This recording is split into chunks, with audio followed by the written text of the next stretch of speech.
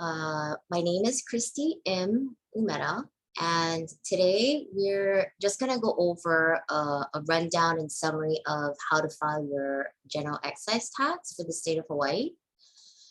If you have any questions, you can bring them up after the training, or you can type in questions in the chat so that I can answer them one by one.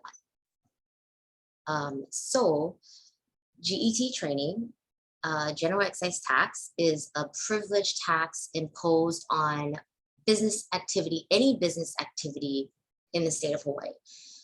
The tax is imposed on the gross income received by the person that engages in business activity in the state of Hawaii.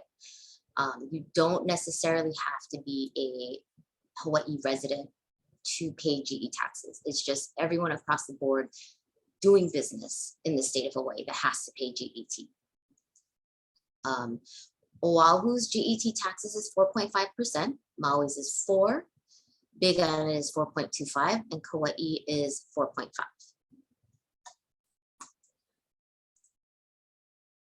So who must file GET? Again, it's anybody, any person engaging in business. It's a privilege tax for business owners. Normally, you file semi-annual GET if you pay less than, well, $2,000 or less in GET per year, then it's semi-annual. If it's anything that's $4,000 to $4,000 or less in GET, then you file quarterly. And anything over $4,000, you file monthly. Initially, especially for new agents, they should file, when they first file or to get their GE license, they'll have to file a BB1 form and to pay to get a GE license number. Once they get that, they should opt and check off semi-annual payments first, because if they don't necessarily pay a lot in GET taxes in the beginning, they should start with semi-annual, because it's harder to switch from, quarterly or monthly back to semi-annual. But it's easier to do it where you opt to pay semi-annual, and if your business grows and you end up paying more in GET every year, the state of Hawaii will send you a letter notifying you that, hey, it looks like your GET should be paid more frequently, and they'll tell you, okay, as of this and this date, you need to start filing quarterly or monthly as opposed to semi-annual. So they'll send you a notice. So it's best practice to start with semi-annual, and when they send you that notice, should your business grow, then you can start filing frequently. So the next question is, what amount do I report on my GET forms? It's always your gross commission income. And this technically isn't always the amount on your commission checks. So if you receive a commission check, it's not necessarily that amount. Whatever's on your check is not necessarily what you report for your GET taxes. So you're going to see a sample DA. And this is just a sample DA where it shows you the first page of your distribution authorization form that you normally send to your escrow officer. And the first page just shows a summary breakdown of what the escrow company is supposed to be cutting checks to. Now, the second page is the page that has the associate detail amounts. So on here, it'll show, what the gross income is, what your split is with your brokerage, what other incidentals or deductions are taken out from your commissions, and your associate royalty. So your associate royalty fee is 6% off the top, and it's capped at $3,000 per your anniversary year. And so on the second page, you're always going to look at your net commission amount. So here you can see the net commission on the column to the right, it's $8,960. That is the amount that you report to pay for GET. That's the amount, because that's not necessarily what's cut to you. The amount that's being cut to you is, if you look down underneath the net commissions, you're going to see associate check, and it's $8,290. That's the amount that's going to be cut to you. That's your check. But what you're reporting for GET is the net commission, the $8,960.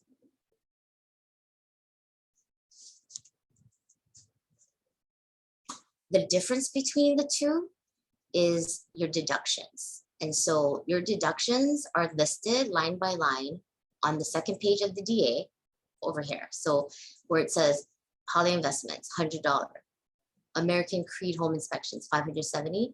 Those two are the deductions from your DA. And you pay GET on those two amounts. It's included in your net commissions. Any questions so far? No, that's great. Okay. This is a copy of the G45, and it just basically shows what it looks like if you're not filing online. If you're just printing out the paper G45 form and you're filling it out manually, it kind of looks like this, as opposed to online. Online is very similar, but it looks slightly different aesthetically if you're printing it out and writing it out manually. So we'll go over this step by step. So let's see. If you're looking at the first page, because the first page is on the left, the second page is on the right, everything highlighted in yellow. So you're going to fill out whether this is a monthly, quarterly, or semi-annual GET that you're filing. Then you're putting the period ending, your name, your GE tax ID number, and the last 4 digits of your social security number. And after that, so the first part 1, you're not going to put anything on there as a real estate agent. There's nothing for you to fill out in part 1. And in part 2, you're putting it under services. So under services, it's where it's highlighted in yellow. That's where you're going to put the total net commissions or gross commissions that you've received. So again, that's from page 2 of your DA, where it says net commission. You're adding all of those up together. So whether you're filing monthly, quarterly, or semi-annually, you're adding that page 2 of your DA for that period. And you're putting the total amount on that line. And then that's column A. Column B, you're not putting anything there. And then column C, you're just putting the same amount that was on column A. On the bottom of the first page, you're also going to sign your signature, and then title, you can put owner, and then the date. Page 2, you're going to again fill out your name, your GET tax license number, the period ending, and the last 4 digits of your social security number. And you're going to completely skip part 3 and part 4. If you're on Oahu, there's a surcharge, so you fill that portion out. So on column A of part 4, you're putting in the amount you're putting the amount from line 9 of column A. And on the right hand side, column B, you're filling that portion out as well. I'm sorry, let me take a look at something. On column C, you're gonna actually use a calculator and times the full amount of your income that you've reported on page 1 by 0.0005. and that's only for Oahu. I'm sorry, 0.005, and that's only for Oahu. And then part 5, you're going to just circle the island that you're doing business on. And the highlighted portions from line 22 to 24, you're filling that out, whichever pertains to your island. And then you're just adding everything together. So the instructions are super simple. It says on page 2 what you need to do.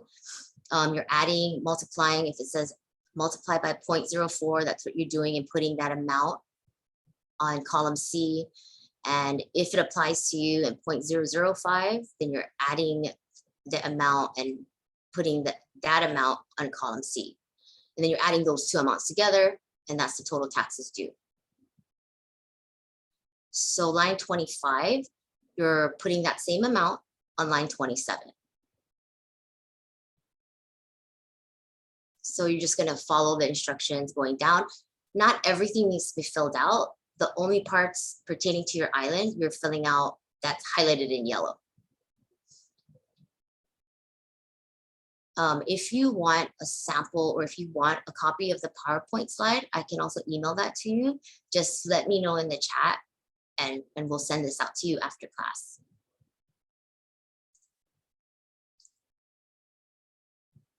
Also, the due dates for your general excise tax. It depends on the frequency of your filing date.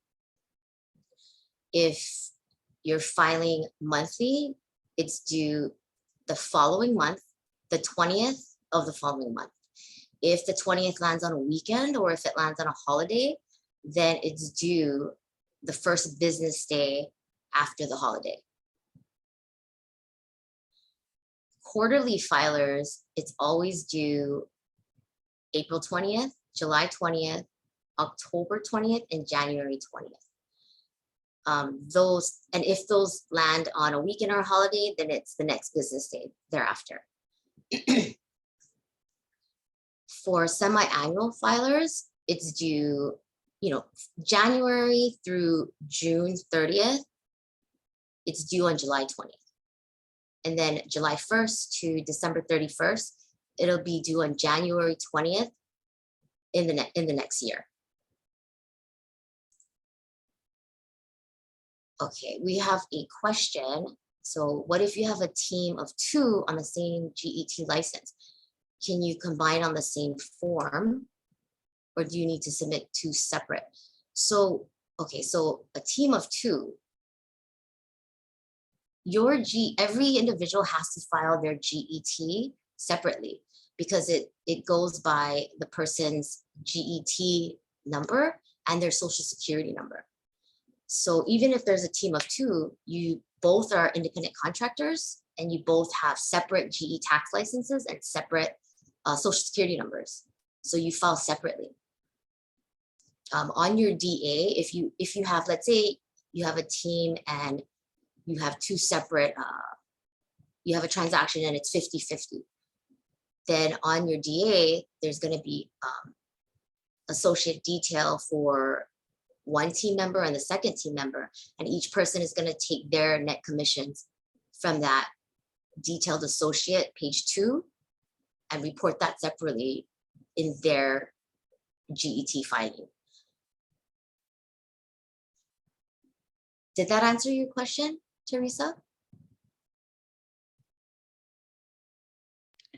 Yes, it did.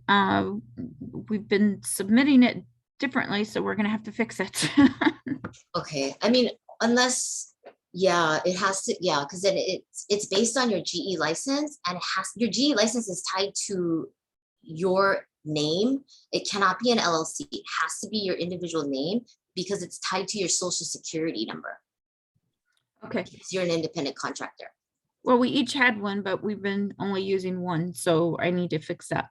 Ah, I see. Okay. Okay, and then there's a second GE tax form that you have to file, and it's called a G49. It's an annual return, and it's a reconciliation of all the G45 filings that you did for that year. And this is used so that if you made an error in that year, this is the time where you're going to catch it and you're going to pay or get a refund on anything that needs to be adjusted. This G49 is due on April 20th of the following year. So you have, 4 months to reconcile everything and get it cleaned up if there was some sort of adjustment that's needed. So G49 is very, very similar to, let's go back to the G49 form. So the G49 form is very similar to the G45.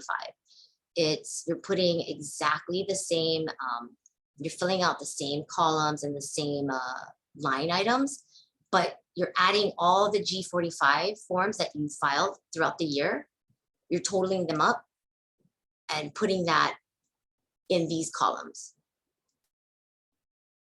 And the only part that's slightly different is the second page of the G49, where it's going to say the total amount that you've paid in GE taxes so far and the total amount that is actually due. Normally, if you filed your GET correctly throughout the year, then the amount would be 0.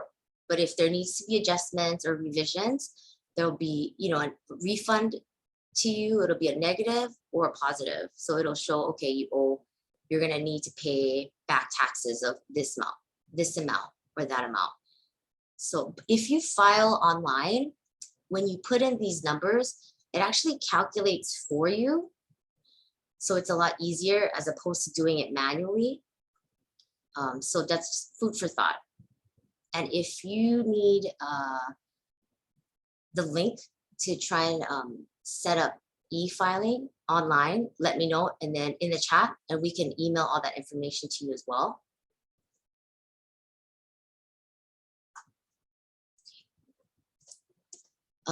If you're going to be mailing out your G45 and G49 forms along with your check, you're going to be mailing it out to the Hawaii Department of Tax, PO Box 1425, Honolulu, Hawaii 96806. Checks you have to make payable to Hawaii State Tax Collector, and always make copies before you mail out your GET. Make copies of the G45 and G49 that you're sending out, along with a copy of the check for your records. Because if there's any discrepancy and they say that they haven't received your payment or your G45 or G49 form, at least you have documentation that you have it and that it was sent out. And another thing that you could do is when you mail it out, you can go to the post office and actually have them give you, have them stamp it with the date of when it was, like the postmark date, and then have them make a copy for you for your records, so that if they say that, okay, it's late, you have that documentation that it was postmarked on this date and sent out. Because when your tax returns are due on, let's say April 20th, it doesn't have to be received by the state of Hawaii by April 20th. You just have to mail it out. It has to be postmarked by April 20th. As long as it's postmarked by April 20th, you're okay. But if they receive it or they didn't receive it and they're like, okay, you're late, at least you have that evidence and that hard copy that, okay, this is the postmark date. These are the copies of the check and the G45 that I have on file that was sent to you.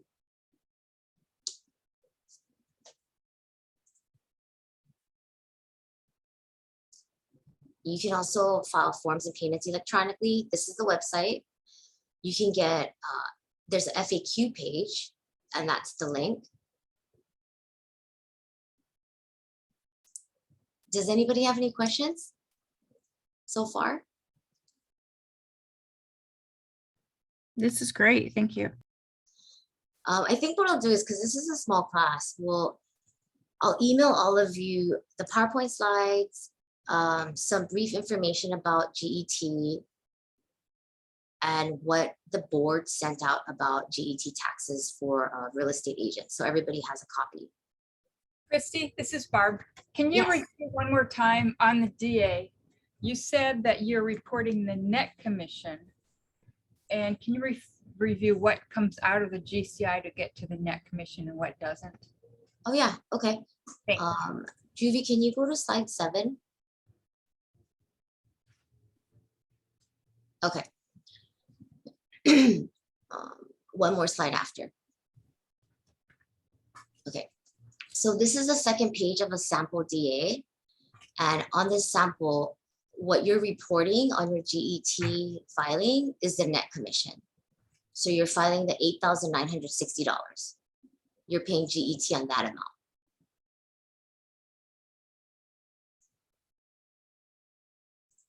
Right there. Because it's after you're split with the brokerage, and it's after you've paid your associate royalty fee, and then that equals the net commission, and that is what you're paying on GET. That also is essentially what is reported on your 1099 that you're going to receive at the end of the year.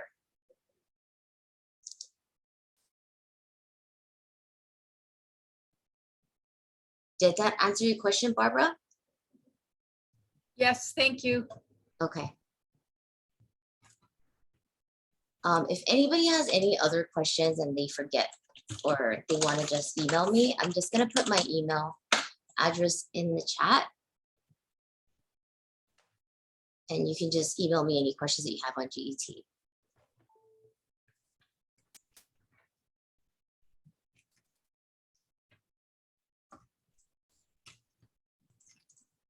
Does anyone else have any other questions?